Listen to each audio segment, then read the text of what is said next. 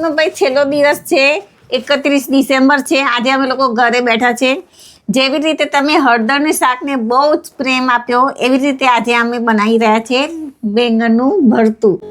તો ભાઈ 31 ડિસેમ્બરનો દિવસ છે, આપણે પાર્ટી કરવાના છે આજે. અને તમે જેવું ઉત્તર પ્રદેશનું લીલી હળદરનું શાક હા એટલું બધું તમે વખાણ્યું છે, અમે જઈ પણ તઈ સંગીતાબેન લીલી હળદરનું શાક. આમ તો તમે થંબનેલ જોયું જ છે. આજે તમને કાચું રીંગણાનું શાક રોટલો બનાવીશ કે નહીં? અને રોટલો અને એ પણ કાચું રીંગણાનું બનાવે, કાચું શેકવાનું નથી, આપણે શેકવાનું નહીં. એટલે તમે જેવું કાયમ પેલું આપણે ગેસ પર ઓળો બનાવીને ખાઈએ એવી રીતે એવું નથી. સંગીતાએ પહેલા તો રીંગણા શેકીને તૈયાર કરી લીધા છે, છોલીને. આવું શેકેલા હતા એટલે આ છોલી કાઢ્યા છે આપણે. છોલીને બધું તૈયાર કર્યું છે. આમાં સૂકી કોઈ આઈટમ નહીં વાપરવાની. ના, જો ટામેટા છે, લીલી ડુંગળી છે, લીલું લસણ છે, લીલા મરચા છે.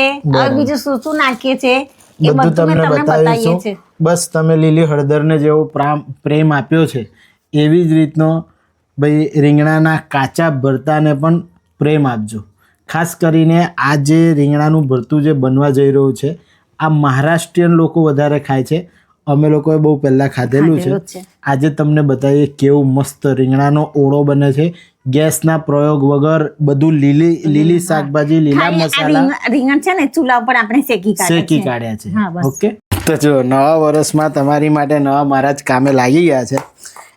જો એ સંગીતાએ રીંગણું તૈયાર કર્યું હતું, એ રીંગણું જો આપણે એક ચમચા વતે બધું ભૂક્કો કરી લઈશું. આને કશું જ કરવાની જરૂર નથી, ખાલી ક્રશ કરવાનું. મારી બહેનો જે કાયમ બનાવતી હશે એમને ખબર જ હશે. તો આ જે વિડીયો છે એ મારો મિત્ર યોગેશ કરીને હતો, એને આપણે ડેડિકેટ કરીએ છીએ. અને એને આ વસ્તુ મને બનાવતા શીખવાડી હતી, મેં બહુ જ ખાધેલી છે. આ લીલા મરચાં એની અંદર જઈ રહ્યા છે. તો ભાઈ સ્પેશિયલ મહારાષ્ટ્રીયન લોકો આઈટમ વધારે કરીને બનાવીને ખાતા હોય છે. એટલે સ્વાદ અનુસાર મરચાં નાખી દેવાના. સ્વાદ અનુસાર લીલા મરચાં નાખવાના છે. બીજી વસ્તુ જેમને કાચું ભાવતું હોય એ લોકો ટ્રાય કરજો. આ ગયા આપણા બધા ટામેટા, જોઈ લો. ટામેટા પણ કાપી રાખ્યા છે સંગીતાએ. તો આ ગયા ટામેટા. લીલી ડુંગળીમાં જે સફેદ માથું હોય છે, લીલું હોય છે, તમારા હિસાબે જોઈ લેજો કેવી રીતના તમારે નાખવું છે. ઘણા બેનો ઝીણું ઝીણું પણ કાપતા હોય. આપણે થોડું મોટું જ રાખીએ છીએ, જેથી જે રોટલા જોડે આપણે ખાઈશું ને ત્યારે એનો ટેસ્ટ આમ દાંત નીચે આપણે ચાવીએ તો એનો ટેસ્ટ આવે. જે રીતે ડુંગળી છે, લસણ છે, એ બધી વસ્તુઓનો ટેસ્ટ આવશે. તમને બતાવે. આપણે લસણ લઈ રહ્યા છે. આ લસણ પણ એની અંદર એટલો જ હિસાબથી નાખી દઈશું. બરોબર છે સંગીતા? સંગીતા શૂટિંગ કરી રહી છે.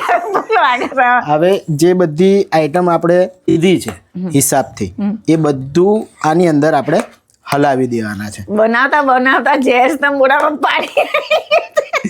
ભાઈ મારી બહુ જ ફેવરેટ આઈટમ છે. જેસ ના બહુ ફેવરેટ છે. બહુ ફેવરેટ છે આઈટમ છે આપણી. તો આ જો આ રીતનું કંઈક તૈયાર થશે. બહુ જ બેસ્ટ. હજુ તો ભાઈ આમાં ઓરિજિનલ સરસવના તેલનો તડકો પડવાનો છે. તો જોઈ લો આ રીતનું બધું પડશે. પણ જે લોકો આમાં બીજા કોઈ મસાલા નહીં નાખવાના. મસાલા એટલે સ્વાદ અનુસાર તમારે મીઠું નાખવાનું. જેવું કે જો આ મારી પાસે મીઠું છે, હવે સ્વાદ અનુસાર. હવે બીજી વસ્તુ કે આપણે જ્યારે શિયાળાની સિઝન હોય છે, લીલા શાકભાજી છે, બરાબર, તો આપણે આને લીલું કેવી રીતે વધારેમાં વધારે ખાઈ શકીએ એની માટેનો જ આ એક પ્રયાસ છે. એટલે હવે આની અંદર તમે સૂકા મસાલા નાખો ને આને ગેસ પર ચડાવી દો એટલે પિક્ચર તમારું પૂરું. એટલે પેલો ઓળો બની ગયો. બરાબર છે. આપણે ઓળો નથી બનાવો, આપણે કાચો ઓળો બનાવો છે મહારાષ્ટ્રીયન સ્ટાઇલની અંદર. તો આપણે મીઠું અને આપણું રીંગણ, મરચાં, મસાલા બધા એક ક્રશ થઈ જાય એ રીતના નાખે. બેનો તમારી સામે મારા જે પણ વ્યુઅર્સ જોઈ રહ્યા છે, તમારી સામે ભાઈ રીંગણાનો ઓળો બની રહ્યો છે. મહારાષ્ટ્રીયન સ્ટાઇલની અંદર ઓળો બનાવી રહ્યો છું. તમે જોયું છે કે કોઈ પણ સૂકા મસાલાનો કે ગેસનો આપણે પ્રયોગ નથી કર્યો. જો નીચે ગેસ નથી, બરાબર. એટલે આ જ રીતે બનાવજો તમે, બહુ જ જોરદાર ટેસ્ટ આવશે. રીંગણ પણ ચૂલા ઉપર શેકો ને તો બહુ મસ્ત ટેસ્ટ આવશે. હે ને? આમ તો ટાઈમ મળતો નહીં. આજે ટાઈમ મળી ગયો છે 31 ડિસેમ્બરનું બહાનું છે અને કોઈ જગ્યાએ જવાનું નહોતું આપણે. બાકી તમે જુઓ છો કેટલી મહેનત કરીને તમારી માટે રીલ્સ વિડીયો કાઢી લાવીએ છીએ અને બધું અવનવું બનાવીને નાખે છે. જે પણ મારા નવા વ્યુઅર્સ જોતા હોય બધાને મહેરબાની કરીને કહું છું કે ફોલો કરી લેજો.